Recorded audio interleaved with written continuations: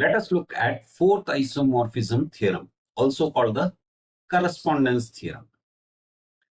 The theorem says let G be a group and N be a normal subgroup of G. Then there is a one-to-one and onto correspondence between a set of all subgroups H of G containing N and the set of all subgroups of the quotient group G by N given by H to H by N. It also says that inclusion is preserved, normality is preserved, and the lattice operations are preserved. Pictorially, if we look at it, then this is what we have. N is a normal subgroup of G, set of all subgroups H of G. So here H is the set of all subgroups of G. So it is not a single subgroup. It is the set of all subgroups of G containing N. That means N is a subset of all the subgroups. Now we already have a canonical projection from G to G by N. H is a set of all the subgroups of G. What the proposition is saying is H to H by N gives us the one-to-one and onto correspondence between the subgroups of H of G containing N and the set of all subgroups of G by N, that is H by N. So in simple terms, H is a set of all the subgroups of G and H by N is the set of all the subgroups of G by N. Okay. So now let's understand this with an example. So let's say we have G is equal to Z sub 12. That is the set of integers under addition modulo 12. And N is the subgroup generated by 4, which is 0, 4, 8. The order of G is 12. Order of N is 3. So order of G by order of N is equal to 4.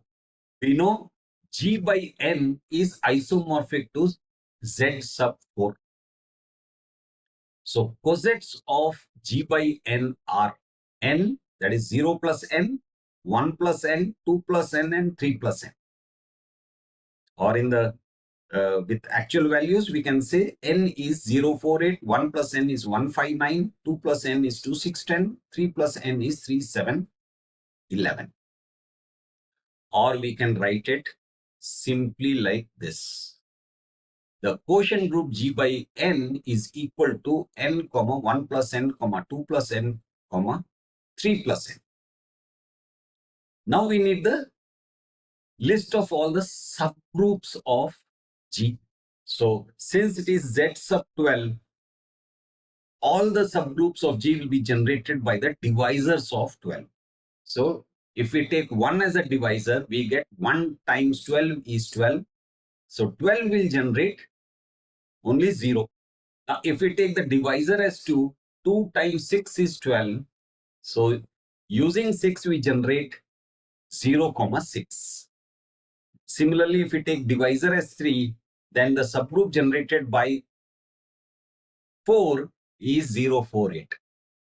Similarly, 0, 3, 6, 9, 0, 2, 4, 6, 8, 10 and 0 to 11. Now, we have to shortlist those which contain N equal to 0, 4, 8. Remember here, the set of all subgroups H of G containing N. So that is what we have generated all the subgroups. Now from this we have to pick up only those which contain N. So let's do that. So these three are the ones which contain N, which is 0, 4, 8. So you have 0, 4, 8 here, 0, 4, 8 here, and 0, 4, 8 here. And let's name these.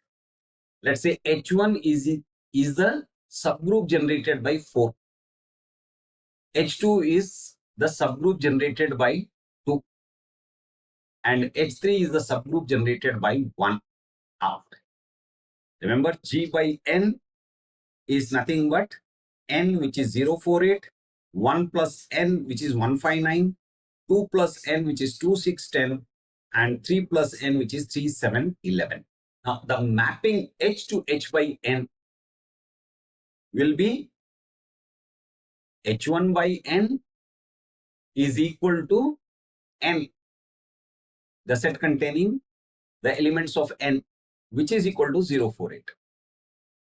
h2 by n is equal to n comma 2 plus n, which is equal to 048 and 2610.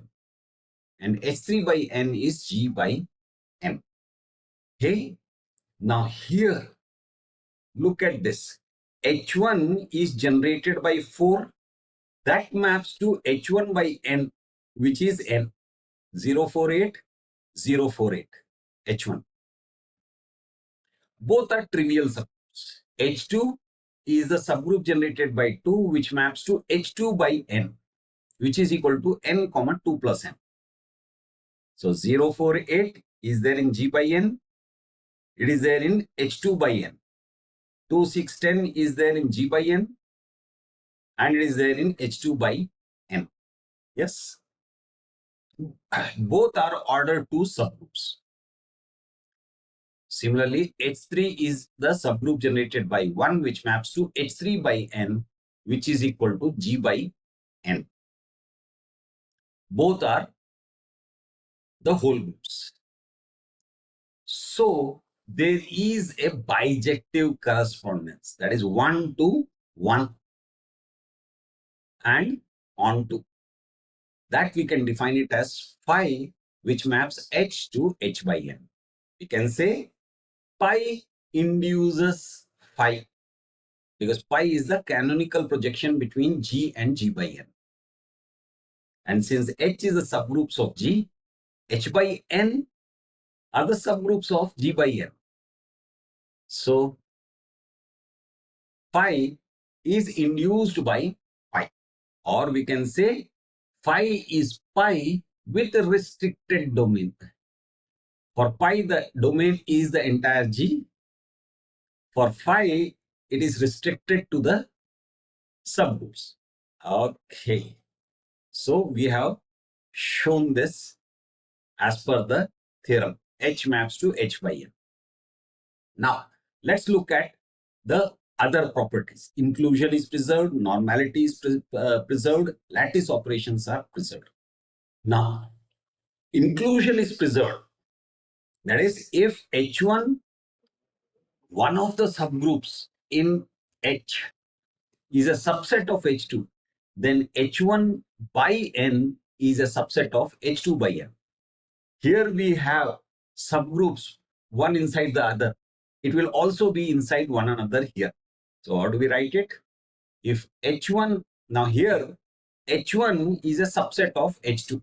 H1 is what? H1 is 048. H2 is 0246810. So here this is a subset of this. Now does that apply to H1 by n and H2 by n? Look at this. H1 by n is 048. H2 by n is 048 and 2610. So again, H1 by n is a subset of H2 by n. Similarly, we can look at H1 and H3. H1 is a subset of H3, and H1 by n is also a subset of H3 by n. And similarly, with respect to H2 and H3. So therefore, we can say that inclusion is preserved. So that was inclusion. Now let's look at preservation of normality. Now, H1 is a normal subgroup of G.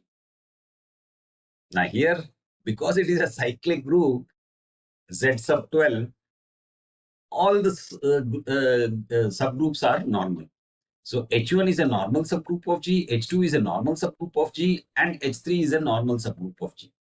H1 by n is a normal subgroup of G by n. H1 by n is 048, and easily we can make out that H1 by n, that is 048, is a normal subgroup of G by N. Similarly, H2 by N is a normal subgroup of G by N, and H3 by N is a normal subgroup of G by N. So therefore, normality is preserved. Okay, that was the second point. Now the lattice operations. So lattice operations are preserved. What does that mean? Basically, it means that here we have the subgroups of G.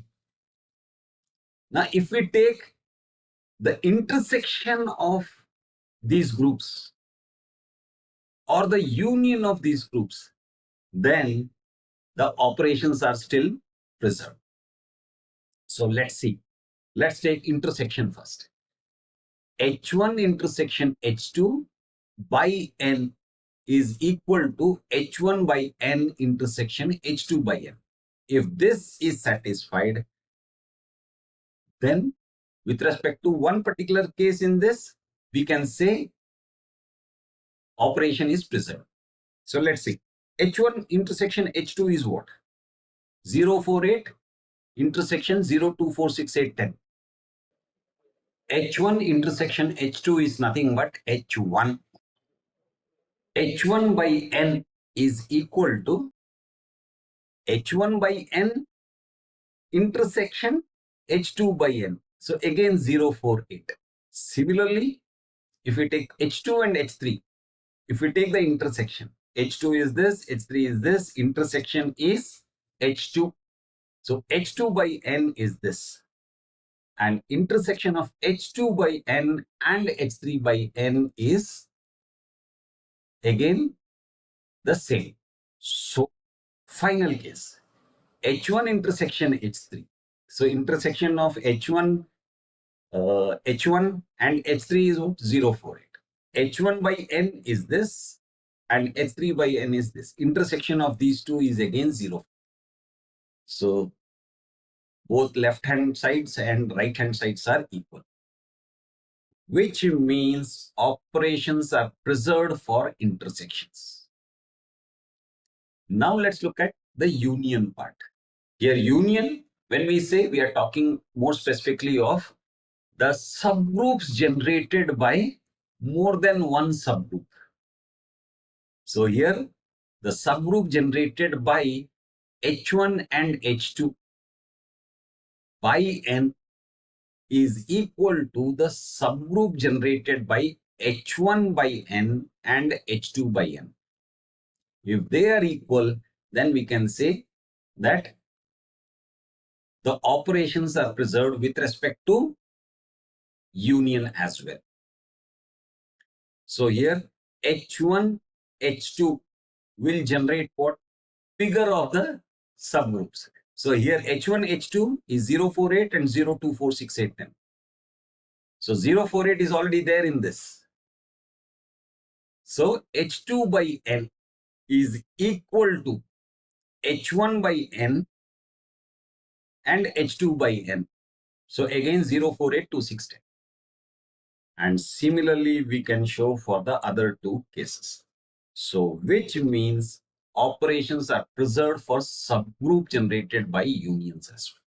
So here, this is not only with respect to the subgroups of G, but also with respect to the union of those subgroups or intersection of those subgroups as well.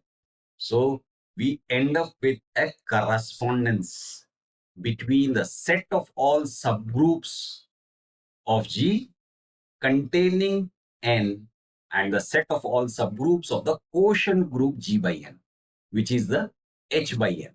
So that was fourth isomorphism theorem. Now, if you want the proof of this in an abstract form, rather than using an example, you can always download the book and it is there in that. So again, let me remind you, there is a PDF book. Please feel free to download it, refer to it, and if you think somebody else can also benefit from it, please do share. That's it for now.